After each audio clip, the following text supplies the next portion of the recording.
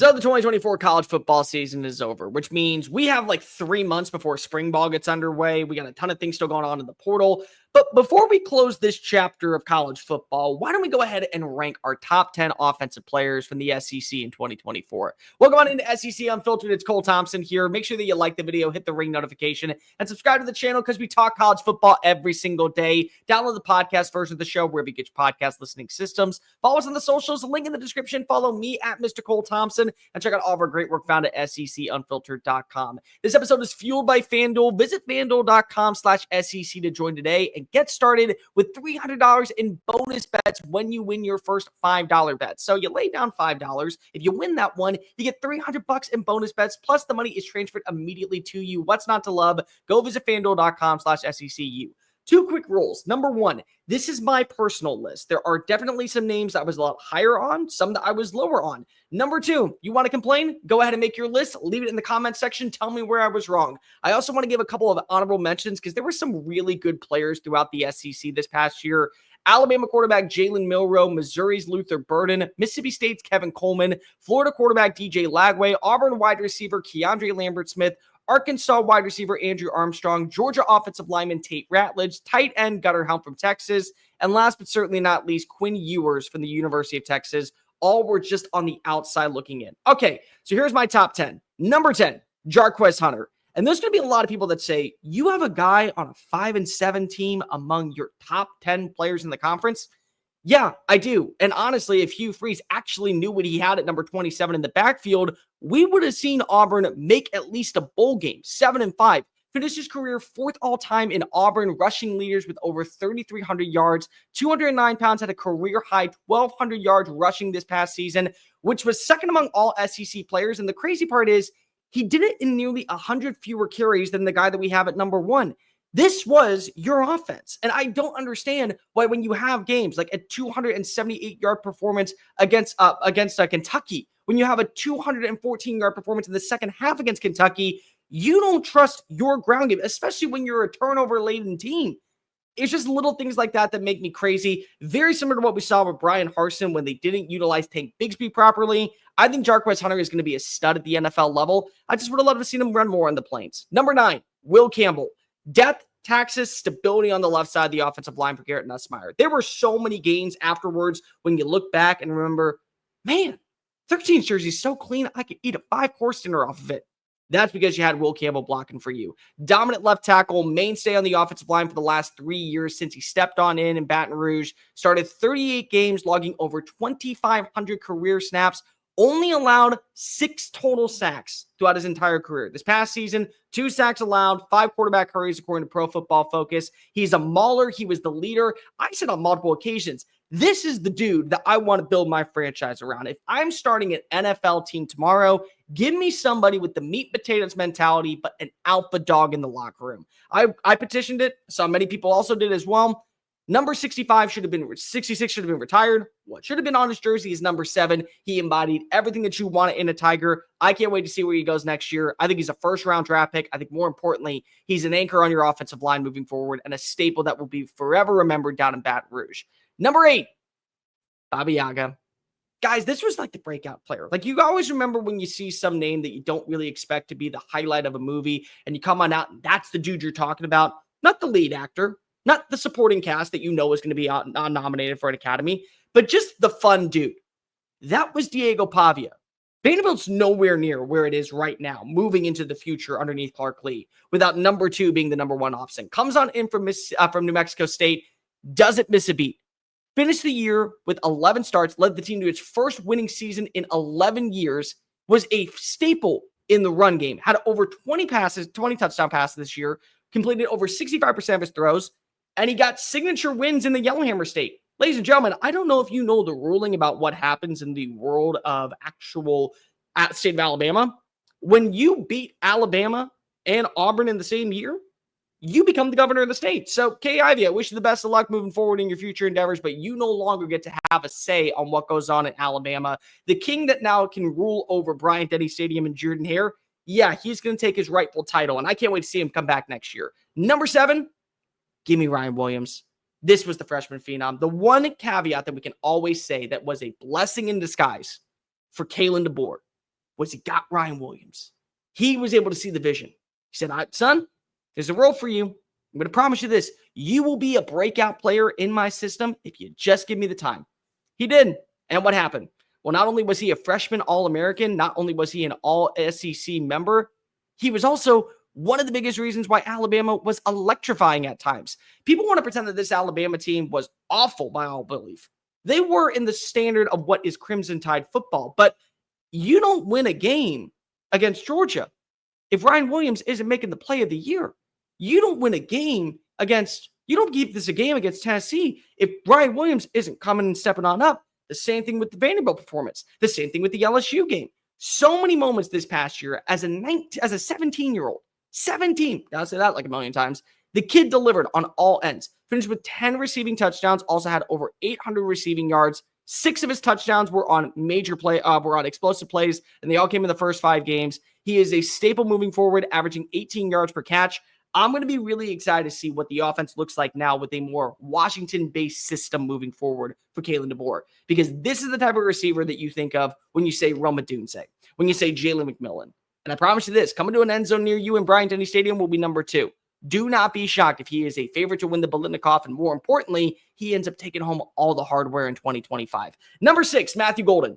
This, for my money, will go down as the most underappreciated transfer addition in the history of college football, because Texas is nowhere near where it is without number 2 being the number 1 guy.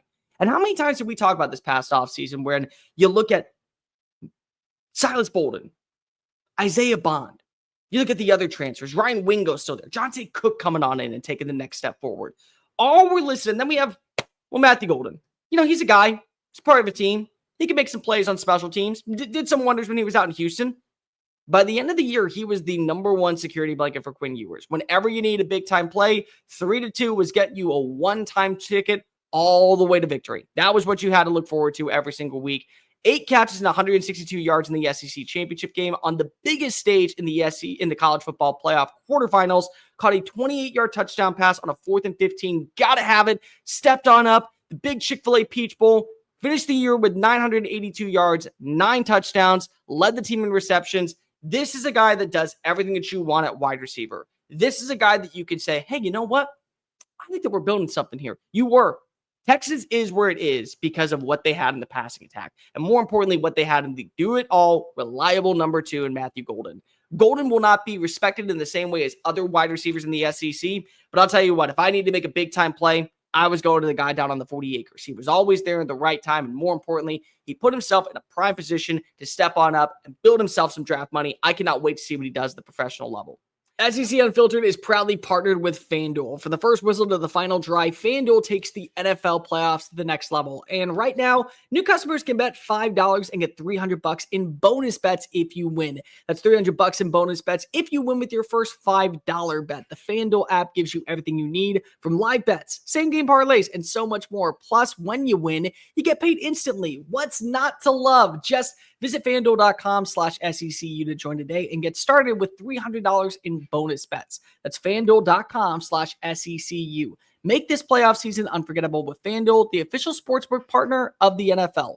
Must be 21 and older or present in select states for Kansas in affiliation with Kansas Star Casino, or 18 and older and present in D.C. First online real money wager only. $5 deposit required. Bonus issued with non-withdrawable bonus bets which expire 7 days after the receipt. Restrictions apply. See terms at sportsbook.fanduel.com. Gambling problem? Call 1-800-GAMBLER or visit fanduel.com/RG. Call 1-888-789-7777 or visit ccpg.org/chat in Connecticut or visit mdgamblinghelp.org in Maryland. Hope is here. Visit gamblinghelplinema.org or call 800-327-5050 for 24/7 support in Massachusetts, or call 1-877-8-HOPE NY or text HOPE NY in New York. Okay, back to the show. Number 5. Gotta talk about my favorite dude, Tyler Booker. Yeah, there were some faults on Alabama's offensive line. The game against Oklahoma was dreadful. The matchup against Vanderbuil at times was dreadful. The second half against Tennessee was almost unwatchable. You can blame a lot of that on quarterback play. You can blame a lot of that on the tackle play. You can't blame that on Tyler Booker.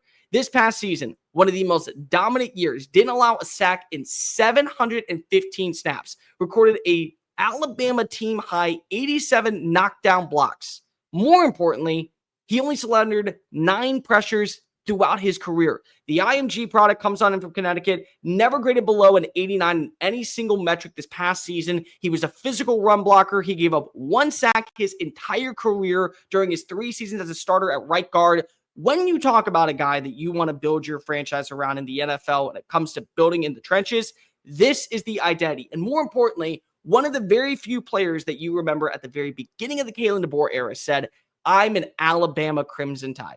I'm not here for Nick Saban. I'm not here for what is going to be the next head coach. I understand that there is always going to be change, but I believe in Alabama football. I want to have that script day attached to my jersey. I want to wear the number 52 on the side of my helmet. I want to be that guy for you moving forward. And he was. Every single time you needed a big-time block, there was Tyler Booker. He's arguably the best interior offensive lineman prospect going into 2025. Cannot wait to see if he continues this success after an All-American type season out in Tuscaloosa. Number 4, Jaxson Dart.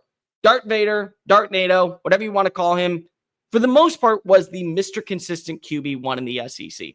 And I got a lot of pushback from this one. I remember at the start of the year, so many people were like, Cole, how can you have Jaxson Dart as QB1? Because he's going to deliver. Year 3 in Lane Kiffin's system. Wide receivers galore at his disposal. He's also got that alpha dog mentality. And if you go back, there were so many games where Ole Miss does not win without Jaxson Dart. The problem is, the reason I didn't put him at number 1 is there were also games that were faulted by him. The inconsistencies in the passing attack against Kentucky, the inconsistencies in the third quarter against LSU, the disastrous end with the 3 interceptions in the fourth quarter against Florida. Those were all things that hurt him. But he's going to go down in history as one of the greatest players to ever step foot in Oxford. Led the SEC in passing yards, was 3rd among passing yards per game among FBS players, completed 69.3% of his pass attempts, averaged an SEC leading 10.8 yards per play to go along with 29 touchdowns, 6 interceptions. He now has the single season leader in total offensive yards, passing efficiency. He's also top 3 in every single category out in Oxford. Congratulations to a hell of a career, Jaxson Dart. I'll be pulling for you in the NFL. Number 3, got to go by big man Kelvin Banks. I love offensive linemen. If I can have a stable left tackle, that is the primary position I'm targeting because I love wide receivers. I love what I have in I love what I have in quarterbacks. I love what I have in defensive linemen. But so many people don't realize a sturdy left tackle solves about 50% of your problems. Like how the world is covered in 80% of water and like 20% has never been unsolved. That's literally the exact same thing. Kelvin Banks solves so much of your issues just almost immediately. He's the first player in Texas history to win the Outland Trophy and the Lombardi Award in the same season. Over 3 years, had 39 starts, played in 42 games, was a plug-and-play addition on the blind side the second he arrived in campus from Humble, Texas. More importantly, was a leader in the locker room for 2 college football playoff runs. So many people have asked me, why do you think that Texas is where it is compared to Oklahoma and the SEC? I'll tell you why. Because they have the offensive line. They had the big bullies up front that were able to boot, scoot, and boogie like Brooks and Dunn and open creases for Quinn Ewers and for the rushing attack. Oklahoma didn't have those dudes. You didn't have a Kelvin Banks waiting on the outside, ready to bulldoze over a defensive tackle or a defensive end. An All-American defensive end, I might also add in. He's considered by many the top overall offensive prospect going into the 2025 NFL draft. They also believe that he can play left guard, left tackle, right tackle. He's a plug-and-play addition for most of your line. The reason why Texas was able to go ahead and get to an 11-1 season in the SEC was not just because of Quinn Ewers. It was also because of the pristine pass blocking. Kelvin Banks, that is the primary number 1 dude. Number 2, LaNorris Sellers. The reason I have Sellers so high is that, do me a favor. Go back and remember your report card when you were a little kid growing on up. This was the progress report. Bad first year. Bad first couple weeks. It's okay. We're going to turn the corner. We're going to start studying a little bit more. We're going to start paying more attention in class. We're going to make sure that we dot our I's and cross our T's. And by the end of the year, we're one of the best students in the locker room. We're one of the best students in the class. We're moving up with the line leader. That was LaNorris Sellers. Nobody was more impressive from their growth in week 1 to week 13. Everything that you saw was consistency. The man was built like Cam Newton. I'm not ready to say that he is Cam Newton, nor will I ever say that, but the man was making plays single-handedly that pulled South Carolina into victories. And here's the best part. South Carolina was one of the hottest teams down the stretch because of a redshirt freshman quarterback. And there was buy-in from the culture, buy-in from the fan base, buy-in from people around the locker room. And they knew that LaNorris Sellers, when he came on in, he was not giving that starting job back. He won you the Palmetto Bowl. He led you to a 9-win season. And when he started gaining that streak, guess who bought in afterwards? everyone else in that locker room. And they realize as long as 16 is delivering, we got to carry our end of the weight. We're going to guarantee ourselves a spot, at least in the conversation for the college football playoff. You bring in Mike Shula as your new offensive coordinator. He worked with Cam. Guess what? There's a lot of reasons to believe that if you go next season to New York City, largely it's going to be because LaNorris Sellers delivered. And more importantly, if you have him as your number one quarterback, I can't fault you in any mean whatsoever. The positioning, the pedigree, the upside, the potential, it's all there for him to take that next step and transform into one of the most established playmakers in college football. Best of all, he still has so much untapped potential that we have yet to see. But last and certainly not least, I go with Dylan Sampson at number one. And there's a lot of people that are going to go ahead and say, why would you have a running back at number one? There is one obvious answer to this, ladies and gentlemen. Dylan Sampson is the reason why Tennessee made the college football playoff. When you lead one of the toughest conferences with one of the best defensive line groups in all of college football in rushing yards, yards after play, rushing touchdowns, yards per game, and in almost every other single metric, that, my friends, is the top player. Nico Iamaleava, I think, turned the corner at the end of the season. I think that he was actually making the right reads. He was putting himself in a prime spot to be able to deliver, slice and dice, and pick apart defenses. Not his fault that the pass catchers weren't making plays. Dylan Sampson was delivering early on. You could guarantee yourself when you step foot on the field, whether it was in Rocky Top, whether it was in the swamp, whether it was anywhere across the country, he's getting 100 yards. He's going to finish with at least 20 carries. He's finding his way into the end zone for 6 points. It was a book it bet. That's what you had with Dylan Sampson. Finished the year as the leading rusher in the SEC. He also finished the season with 35. He also finished his career with 35 total touchdowns, over 2,400 rushing yards during his tenure. Was named the SEC Offensive Player of the Year after rushing for 1,491 yards and 22 touchdowns. The 5'11" guy who was able to hit 23 miles per hour on the clock is now about ready to make waves in the NFL. I'll tell you this, ladies and gentlemen, he will be forever honored out in Rocky Top for what he did this past season. Because Tennessee can now say we have tasted 10 win seasons in 2 of the last 3 years, largely due to our run game. We got Dylan Sampson. Thank you for your services. Go make us proud at the NFL level. But let me know in the comment section down below, who was I too high on? Who was I too low on? What's your top 10 list in the SEC moving forward? Like, review, hit subscribe, follow us on the social channels. Link in the description. Follow me at Mr. Cole Thompson on Twitter and Instagram. And check out all of our great work found at SECUnfiltered.com. Until next time, folks, I am Cole Thompson. The SEC isn't dying anytime soon, especially when you got top 10 players like this. Peace.